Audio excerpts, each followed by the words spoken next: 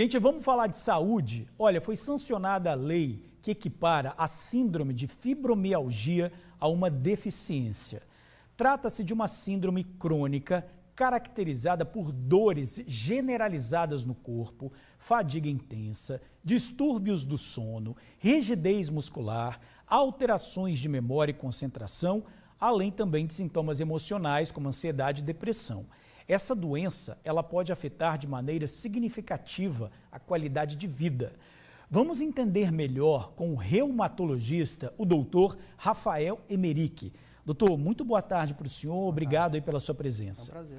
Eu falei aqui algumas características, né? Mas eu gostaria que o senhor explicasse o que é a fibromialgia e como é que eu sei que eu tenho essa condição. Então, é bem isso que você falou mesmo. São esses sintomas, todos esses que você preencheu, e eles têm que estar caracterizados por mais de 3 meses. Esse diagnóstico, ele é complexo e leva em consideração o contexto do paciente também. Então, não basta que você fique ansioso ou com insônia por alguns dias, você precisa de uma avaliação. E hoje o diagnóstico é basicamente clínico, então é através da história clínica mesmo do paciente. E às vezes a gente faz algum exame laboratorial para separar doenças que podem confundir com a fibromialgia. Então, hipotireoidismo, HIV, algumas outras doenças podem simular os sintomas de fibromialgia e aí, nesses casos, os exames complementares podem ser importantes. Que órgãos do corpo são atingidos, doutor? Ela não atinge diretamente os órgãos, é mais uma alteração da percepção dolorosa. Então, a gente, em todos os locais onde, teoricamente, a gente pode sentir dor, a gente pode sentir a manifestação da fibromialgia. Então, é muito comum dor nas articulações, dor na pele ou nos músculos, dor de cabeça, dor no pescoço, dor nas costas, é muito comum, confundindo, às vezes, com quadro de lombalgia, de outra origem. Então, a gente precisa de um diagnóstico mais adequado. Agora, quais são os fatores que podem contribuir para o desenvolvimento? Essa é uma pergunta difícil, porque a gente vive uma sociedade que tem muitas demandas e a gente está vendo um aumento de ansiedade, depressão, de estresse crônico e de fadiga crônica também. Então, de certa forma, são os mesmos fatores de risco para essas doenças. Essa mudança na lei, como é que o senhor vê isso, né? Como especialista da área? Isso é importante? Que benefícios essa mudança vai trazer? Então, toda medida pública que aumenta a atenção sobre as doenças são válidas. Essa lei, ela não equipara diretamente o paciente fibromiálgico com o deficiente físico. Ela tem um trecho que é muito significativo, que exige uma avaliação multiprofissional para que essa conversão de uma síndrome de fibromialgia seja caracterizada como uma deficiência permanente ou semipermanente, a depender do quadro. Então, não basta que você tenha o diagnóstico, você precisa passar por uma avaliação multidisciplinar e pericial para poder concluir que você vai ter os mesmos direitos que uma pessoa portadora de deficiência. Agora, a fibromialgia pode causar outros problemas de saúde ou complicações? Esses problemas que podem ocorrer são basicamente esses mesmos que você já mencionou. Então, depressão, ansiedade.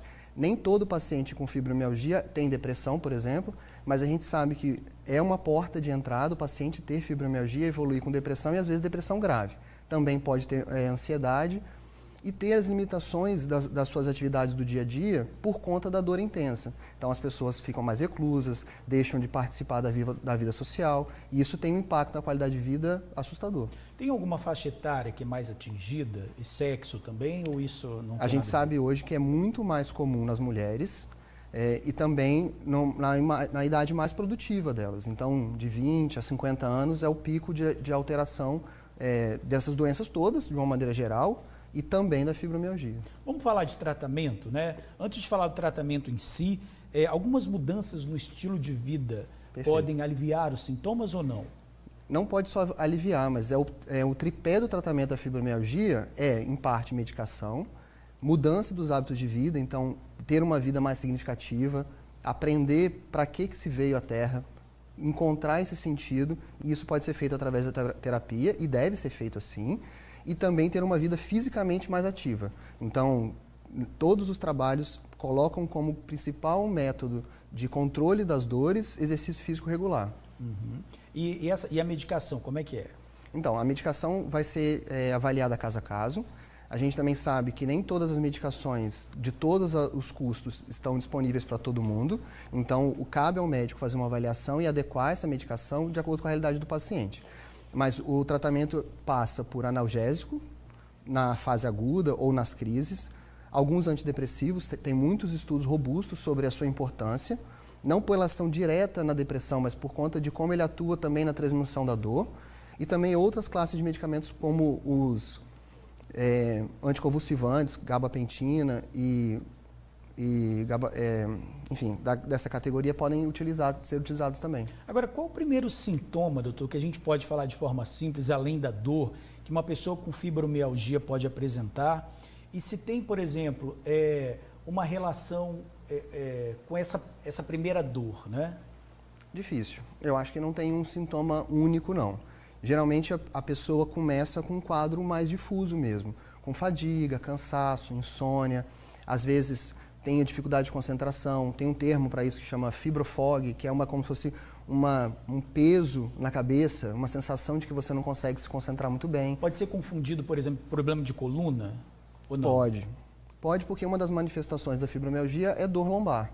Então, uma dor lombar ou qualquer outra dor que se arrasta por longos períodos, ela necessariamente deve estar vinculada a uma avaliação médica. Agora, como é que fica, doutor, a família, não é, de um paciente que também precisa modificar outras situações? Essa família precisa também de um suporte emocional?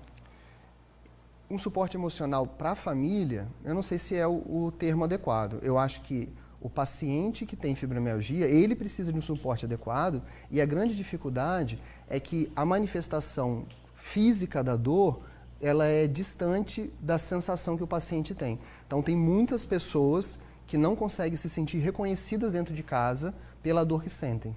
Então, elas manifestam a dor, estão cansadas, estão desanimadas, e a família em casa entende como simulação. E acaba a pessoa não acreditando, né? Fala assim, a pessoa não está acreditando na minha dor. E isso agrava o problema, porque ela não se sente acolhida.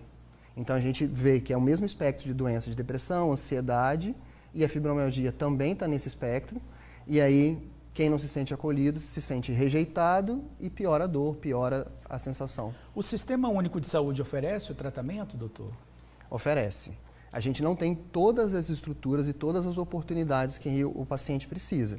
Então, essa avaliação multidisciplinar que é proposta na lei, ela poderia ser mais bem construída a nível SUS. Ok. Doutor Rafael Emerick, reumatologista, muito obrigado pela prazer. sua participação.